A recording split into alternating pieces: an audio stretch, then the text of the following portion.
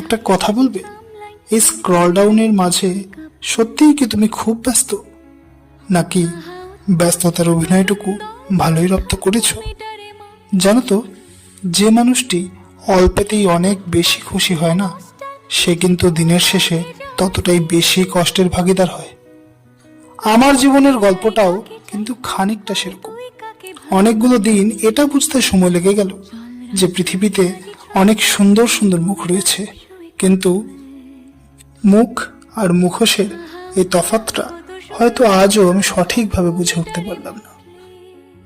অনেক কথাই এভাবেই অগোছালো হয়ে রয়েছে, চারিদিকের কাজের চাপ আর সাথে পরিবারের আবদার পূরণ। এই দুয়ের সাঁড়াশি চাপে সেগুলোকে আর গুছিয়ে রাখার সময়টুকুই হয় না।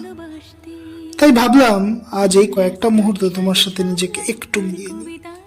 জানো তো, আমারও না ভীষণ ইচ্ছা করে সেই শৈশবের প্রতিটা মুহূর্তকে নতুন করে বাঁচতে, কিন্তু এই সবই যে আর অলীক কল্পনা ছাড়া কিছুই নয়, তা আমাকে বেশ বুঝিয়ে দিয়েছে বর্তমানের এই পরিস্থিতি। তবুও বলবো, বেশ ভালোই আছি। যখন দেখি রাস্তার ধারে পড়ে থাকা অনাথ শিশুটিকে, আমারও তো তবুও মাথার উপর ছাদ, পায়ের নিচে মাটি আর খাদ্যের সংস্থান রয়েছে, কিন্তু তাদের তো সেটুকুও নেই।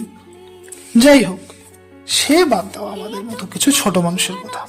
কিন্তু তোমাকে ভালো থাকতেই হবে। তবে সবের মধ্যে একটা কথাই বলবো, নিজেকে বাঁচিয়ে রেখো। তাকে ভুল বুঝো না কখনো। যদিও আমি নিজেই এই ব্যাপারে আমার স্ত্রীর কাছ থেকেই অনুপ্রাণিত। যাক, অনেক কথাই বললাম। ভালো থেকো, আবার কথা হবে। আজ চললাম।